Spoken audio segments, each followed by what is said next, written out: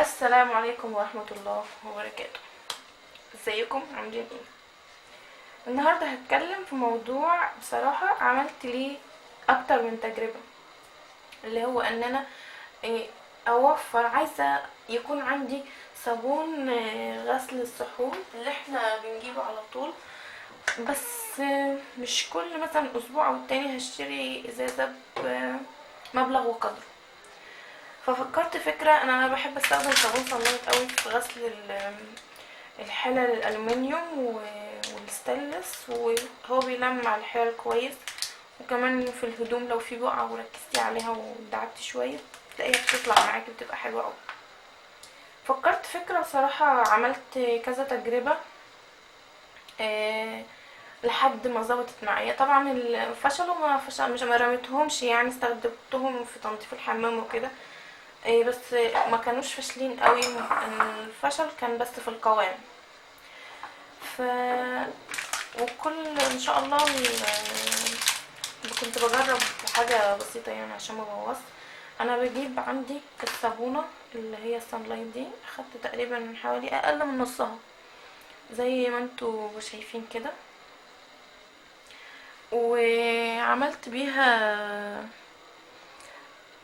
اخدتها حطيتها في، جبت بولة كده فيها مية، حوالي كوباية مية. طبعا دي كبيرة، فانا هاخد حتة مثلا قد اللي انا عملتها كده،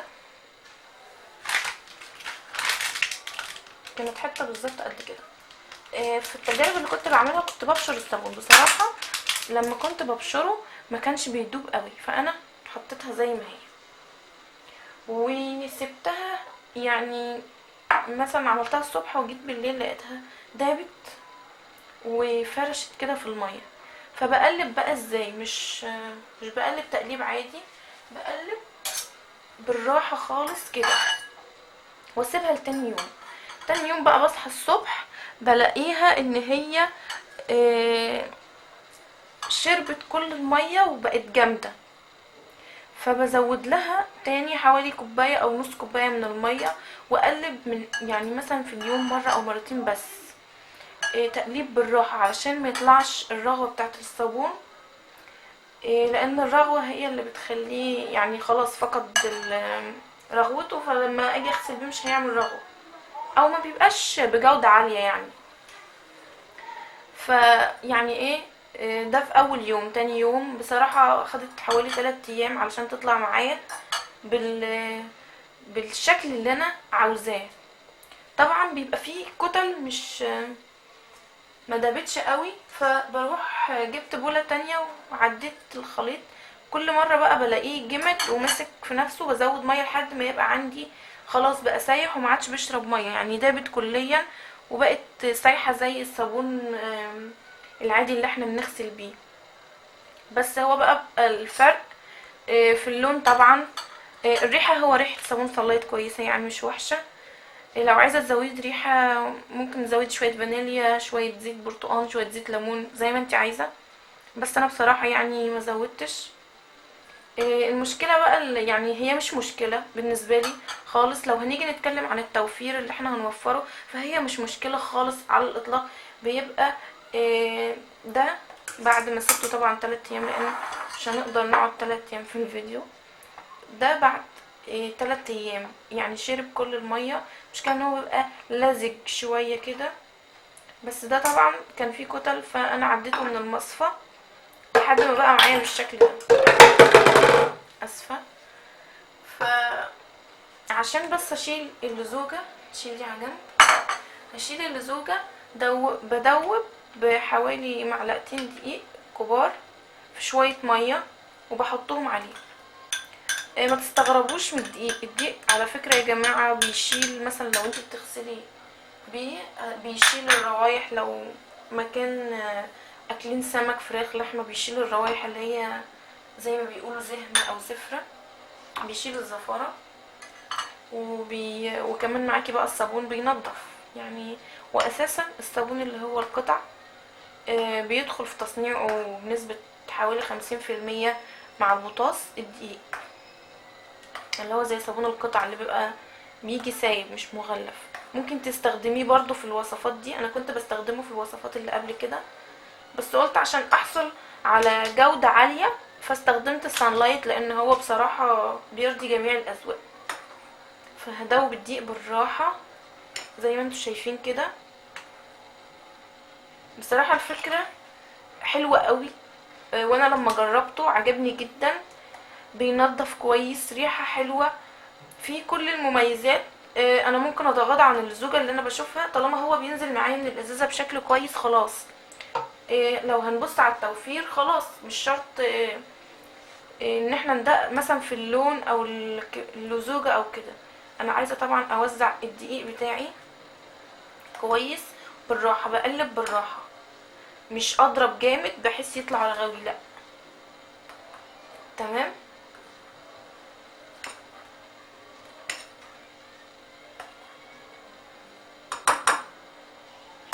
الوصفة دي يا جماعة انا ما نقلتهاش بأمانة ربنا من اي حد. انا سمعت فكرة مشابهة فحبيت ان انا انفذها في الصابون بحيث اوفر لنفسي. مثلا ان يعني لو انتي بتطبخي كل يوم بقى وغسيل مواعين وكده، هنجرب مع بعض، هنحطه في الازازة. لو بتطبخي كل يوم بتحتاجي تغسلي مواعين وكده، فبتحتاجي صابون كتير، بصراحة بيكلف كتير، عايز مبلغ وقدره كل شهر. فالوصفة دي هتسهل عليكي كتير. زي ما انتم شايفين انا حطيته في ازازة، هجربه معاكم.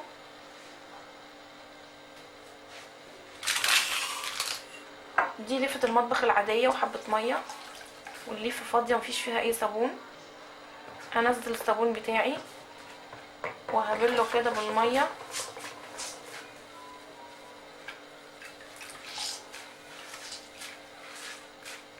في رغوة جميلة والريحة بجد حلوة قوي.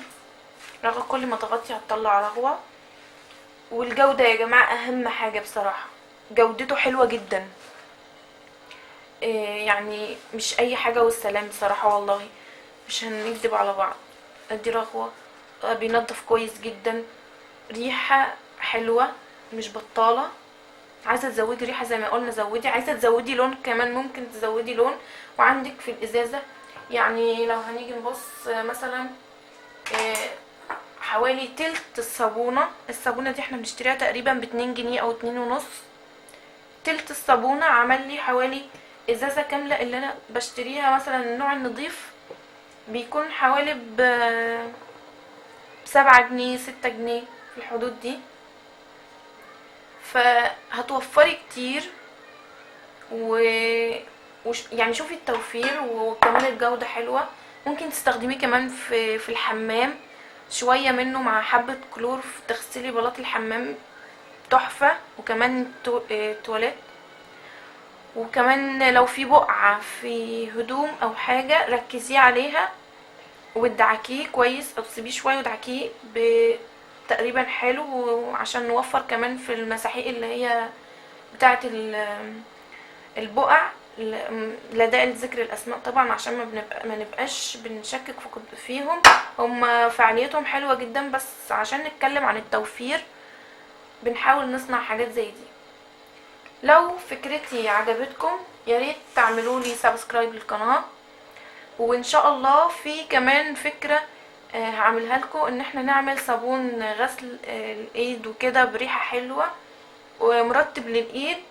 وكمان من بقايا الصابون اللي هي بتتبقى مننا كل ما نخلص صابونة بتتبقى حتة صغنططة مش بنعرف نستعملها ازاي. هعرفكم ازاي يكون معاكم حلو وسلس وينزل من الازازة كويس وريحته جميلة وهيكون مرطب للايد والوش كمان.